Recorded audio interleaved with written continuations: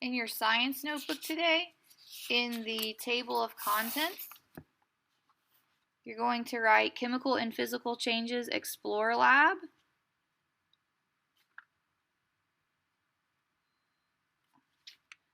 Changes ExploreLab, page 54. Then you're going to turn to page 54 and you're going to glue down this page. Make sure you also write page 54 wherever you're keeping up with your page numbers. And there are some mistakes on this page that we need to correct. So the mistake is down here at the bottom. It says observation of the pancake mix powder and when the water is added. So that actually is what's up here is the pancake mix. This one is the burning of the paper. This one is the rusting. This needs to be changed to steel wool, before, steel wool after. Alright, continue to watch the video and you can fill in your journal page as you watch.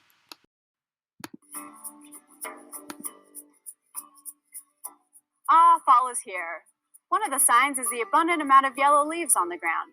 But soon the seasons will change and the snow will cover all the leaves. But when springtime comes, what will happen to all these leaves? Decomposition is the process of breaking organic substances down into simpler forms of matter. First, the leaves fall to the ground. Then they soak up water and soluble compounds are released. Along comes an insect or worm to start breaking them into smaller pieces. Now that they are in very small pieces, the microorganisms can begin their work. The most common microorganisms to do this are bacteria and fungi. They secrete chemicals which further breaks down the leaves. The partially digested plant material that is left is called humus. Humus is a major source of nutrition for plants. The rate of decomposition is influenced by the availability of oxygen, moisture, access by decomposers, the material being broken down, and the temperature. Warmer is faster. Decomposition can be accelerated in a compost pile by the buildup of heat and moisture and turning to increase oxygen availability. Decomposition is a vital process without which we would be overrun by mountains of dead biomass. From the University of Wyoming Extension, I'm Mae Smith, exploring the nature of Wyoming.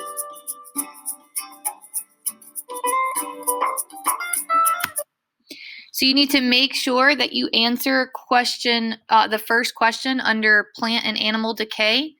Write observations during the video of how matter has changed. Go ahead and answer that now. You may want to pause the video to do so. Precision.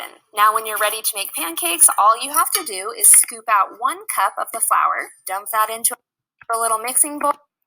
So right now you need to write on your sheet in your notebook, you need to write or draw your observation of your pancake mix powder. So there it is in the bowl. Draw what you see there.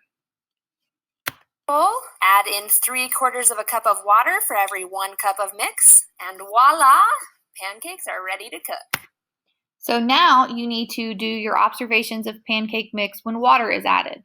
So you can actually see in the same screenshot here, you can see what the pancake mix looked at before the water was added, just when it was a powder, and what it looked like after the water was added when she mixed it up with the water. So you need to draw a picture of both on your journal page. I've got my griddle preheated to medium-high heat. I'm going to grab a 1/4 cup measuring cup to use as a scoop. Scoop up some of that batter and scoop it onto the griddle. For every 1 cup of pancake mix, you can get about 4 to 5 pancakes. You'll know the pancakes are ready to flip when you see bubbles form and it starts to appear dry around the edges. Just give these a flip, and that's it. These pancakes are just about ready to serve up with some syrup. So now you can see the pancakes and what happened to them when the heat was added. So you need to answer the question under your picture. What happened when heat was added to the pancake mix? Explain how the material changed and describe its new characteristics. So there's 3 things you need to do there. What happened when heat was added to the pancake mix? How did the material change? And describe its new characteristics.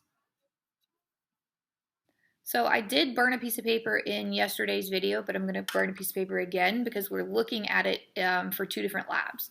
So in this lab, you're supposed to draw your observation of the paper before fire is added. So draw what you see. And then you're supposed to draw what you see after fire is added.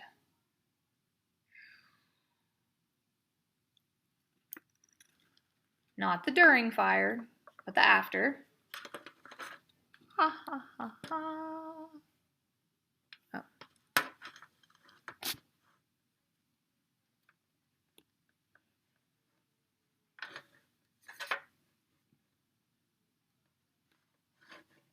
So now you want to draw what you see after the fire was added, what happened to the paper.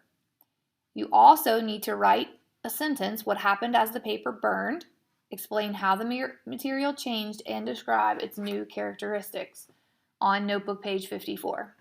You might want to pause the video to get that done before you watch the last section of the video. Welcome to Sci Guys. I'm Ryan. And I'm Adam. On today's episode, we'll be exploring exothermic reactions with vinegar and steel wool. It's about to get hot in here. An exothermic reaction is any chemical reaction that releases more energy in the form of light or heat than it takes for the reaction to occur. In this case, the reaction is an oxidation reaction.